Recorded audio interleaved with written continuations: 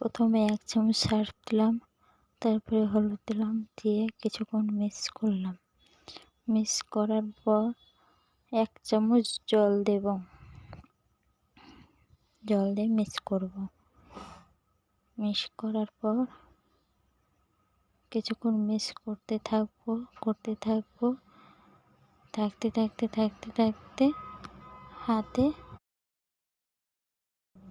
হাতে লাগাবো। ব্যাস, হ্যাঁ দেখো 4-5টা আঙুলে লাগাবো। দেখে তোমরা বলো কেমন হয়েছে।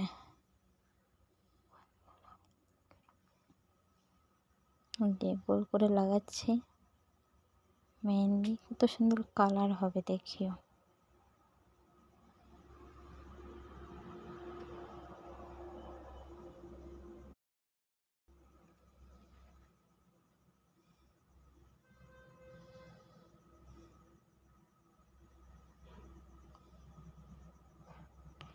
দেখো বন্ধুরা, একবার হাতটা দেখো শুধু কেমন লাগছে।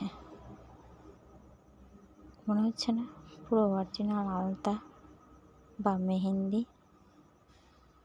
সার্ফ আর হলুদ দিয়ে এরকম মিশ্রণ তৈরি করানো যাবে। ভালো লাগলে লাইক, কমেন্ট, শেয়ার করো।